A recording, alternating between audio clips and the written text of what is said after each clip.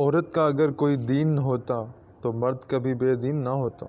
جو عورت خاوند کے مزاج کو نہ سمجھے اس کے نصیب میں سکھ نہیں ہوتا، اور جو مرد عورت کے مزاج سے بے شناس ہے اس کی زندگی عذاب ہے۔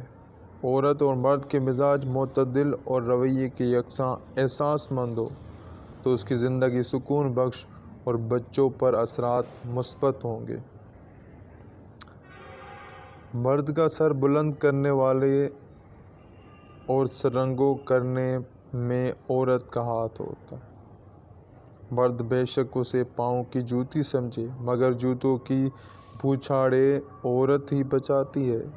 جب نشے میں چور اور غلط کمائی لے کر گھر میں آتا ہے تو وہ تھکے ہوئے مرد کے جب پاؤں سے جوتا اتارتی ہے تو مرد کی ساری تھکاوٹ دور ہو جاتی ہے۔ مرد کو ہمیشہ عورت کا احساس مند رہنا چاہیے، کیونکہ اس نے مرد کو جنم دیا ہے، اس لیے عورت مرد سے افضل ہے۔ مگر پھر بھی خدا نے مرد کو افضل قرار دیا ہے، کیونکہ کمائی اس کے ذمہ ہے اور خرچ توازن عورت کا ذمہ۔ عورت کی صفت صابر یہ اور شاکر یہ اسے منفرد بناتی ہے۔ کمزور ضرور ہوتی ہے، مگر جب کوئی فیصلہ کرے تو اٹل ہوتا ہے۔ اس کا مضبوط کردار معاشرہ کا حسن کمال ہے۔ عورت مرد کا لباس اور مرد عورت کا زیور۔ مرد بے لباس ہو جائے تو عورت ڈھانپ سکتی ہے۔ عورت بغیر زیور کے ادھوری ہے۔ اس کی عظیم خواہش زیور ہے، عورت کی کمزوری ہے۔ عورت مرد کو بے لباس کر دے تو وہ ساری زندگی ننگا رہے۔ عورت سے بے جا مشورہ مت لو اور اسے ہمراز مت بناؤ۔ عورت وہی خوبصورت ہے جس کے کردار سے چار دیواری کا حسن قائم ہوتا ہے، جس کی حیا کی روشنی گھر کے ماحول کو منور کرتی ہے، جس کی آغوش میں انسانیت کی تربیت ہوتی ہے۔ عورت کے پاکیزہ اور پر اثر رویے مرد کے دھکوں اور پریشانیوں کا بدعا ہوتے ہیں۔ روحانی طور پر عورت ہی مضبوط رشتہ ہے۔ باہر کی پریشانیوں کا حل گھروں کے اندر ہے، اور گھروں کی پریشانیوں کا حل قطباً باہر نہیں۔ جن گھروں میں شوہر پرست عورتیں ہوں، عورت کی کمال خصوصیت یہ ہے کہ وہ شوہر پرست ہو، اور مرد کا حسن لطافت یہ ہے کہ بیوی شناس ہو۔ دونوں کے درمیان تقدس کا رشتہ عبادت کی طرح ہو تو ماحول آسودہ اور معاشرہ خوشحال ہوگا۔ یہ سارے سماج کی اصلاح کے بنیادی ستون ہیں۔ ان کے رویے نسلوں پر اثر انداز ہوتے ہیں۔ ان کی ذمہ داریوں کے حدود میں ان کے غیر ذمہ داری رویے سارے معاشرے کو تباہ کرتے ہیں۔ جس ماحول میں پاک دامن عورت ہے وہاں جرائم نہیں ہوں گے۔ جب جوہر لطیف اپنے افادیت کھو دیتا ہے تو میاں بیوی کا رشتہ کمزور ہو جاتا ہے، پھر اختلاف رائے پیدا ہوتا ہے، پھر تکرار تک نوبت آتی ہے، پھر بدمزہ زندگی کا آغاز ہوتا ہے، پھر انسان خود سے نفرت ہوتی ہے۔ عورت کے من و من آزادی، گھر کی یقیناً بربادی، دولت کی فرادانی، عورت گھر کی رانی، چادر اور چار دیواری کی ویرانی، گھر کے مقدر کی بے حرمتی، پھر سر پہ رسوائی کی خاک جب مرد کا فیصلے کی روگردانی۔ عورت کی ایک صفت اس کو دنیا اور آخرت کے مقام عظمت پر پہنچا سکتی ہے، وہ ہے شوہر پرستی۔ خدا پرست کے بعد شوہر پرستی اس کی عظیم عبادت ہے۔ میاں بیوی کے درمیان جو راز ہے اس سے صرف خالق کائنات آگاہ ہے۔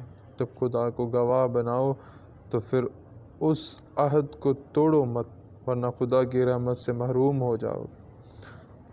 عورت میں عورت پن ختم ہو جائے، بے شک وہ عورت ہی ہو، مگر عورت رہتی نہیں جو اپنی سوچ اور خیالات کی حفاظت اصول خداوندی سے نہیں کرتی۔ خدا اسے اپنی توفیقات سے نکال دیتا ہے، خواہ مرد ہو یا عورت، جس کے ارادے اور رویے غیر منقوع ہوتے ہیں۔ احترام انسانیت سے خود کو محروم مت ہونے دو۔ یہی خالق کی طرف سے سب سے بڑا سوال ہوگا۔ اسی کا جواب انسان نے قبر میں دینا ہے۔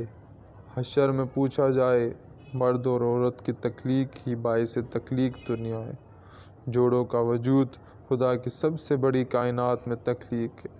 50 گرام کا کھوپڑی میں وزن کائنات کے علم کا بوجھ اٹھائے ہوئے، اور عقل کی لہریں خیالات کی صورت میں ہر ساعت محض سفر رہتی ہے، مگر عورت اور مرد کی سوچ یکساں نہیں ہوتی، ورنہ کراس پر کبھی فساد ختم نہ ہوتا۔ عورت کو صبر دیا ہے اور مرد کو خدا شکر عطا کرے۔ عورت کی زندگی ساری مٹھاس چاشنی خاوند کی تابع داری میں، اور اس کے لیے ٹھنڈ اور گہرا سایہ اس کا خاوند ہے۔ خاوند اور بیوی کے آپس کے مہذب اور روحانی رویے ان کی حیات کی تسکین کا باعث ہے۔ یہی رشتہ دنیا کی بنیاد ہے۔ ان کے درمیان بے قرار لہروں کا ایک رواں دریا ہے۔ یہ روحانی ندی کی دو مقدس کنارے، جن کے درمیان دنیا کا پاکیزہ پانی بہہ رہا ہے۔